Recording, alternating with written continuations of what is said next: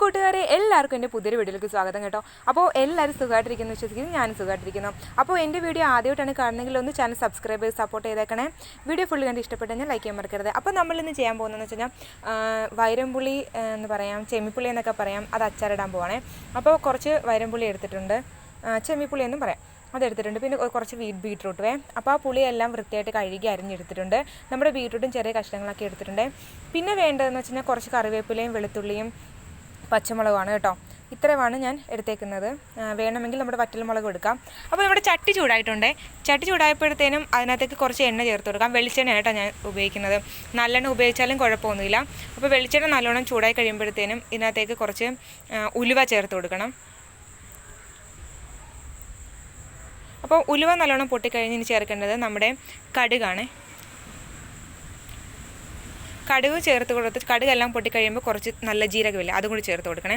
അപ്പോൾ നല്ല ജീരകവും കടുകും എല്ലാം പൊട്ടിക്കഴിയുമ്പോഴത്തേനും നമ്മുടെ വെളുത്തുള്ളിയും പച്ചമുളകും കറിവേപ്പിലയില്ല അതെല്ലാം കൂടി ചേർത്ത് കൊടുക്കുക. ആ പച്ചമണം ഒന്ന് മാറി വരുന്നവരൊന്ന് ഇളക്കി കൊടുക്കണം കേട്ടോ.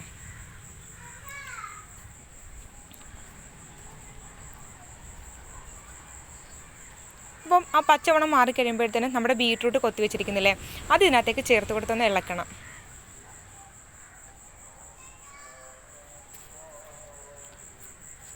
അപ്പോൾ ബീട്രൂട്ട് നല്ലോണം ചേർത്ത് കൊടുത്തിട്ടുണ്ട്.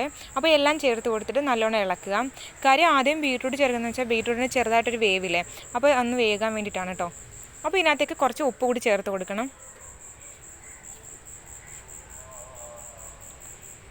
അപ്പോൾ ചേർത്ത് കൊടുത്തിട്ട് നല്ലോണം ഇളക്കുക.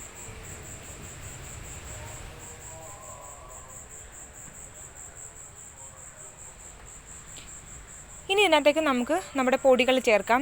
പൊടികളെന്ന് പറയുന്നത് നമ്മൾ മുളക് പൊടി എടുത്തിട്ടുണ്ട്, മഞ്ഞൾപ്പൊടി, കായപ്പൊടി, ഇത്രയും പൊടികൾ മാത്രമായിട്ട് എടുത്തേക്കുന്നത് ഞാൻ. അപ്പോൾ ഈ പൊടികളെല്ലാം ഇതിനകത്തേക്ക് ചേർത്തിട്ട് ഒന്ന് മൂപ്പിക്കുക. കരിഞ്ഞു പോകാൻ പാടില്ല, ജസ്റ്റ് കുറഞ്ഞ ഫ്ലെയിമിലിട്ടിട്ട് വേണം ഇതൊന്ന് മൂപ്പിക്കാനായിട്ട്.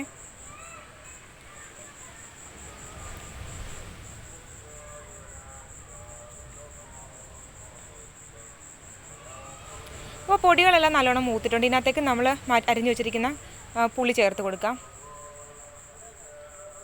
പുളിയിൽ നമ്മുടെ ഈ മസാലയും കാര്യങ്ങളൊക്കെ പിടിക്കുന്നവരെ, അതായത് നമ്മുടെ പൊടികളെല്ലാം പിടിക്കുന്നത് വരെ ഒന്ന് ഇളക്കി കൊടുക്കുക.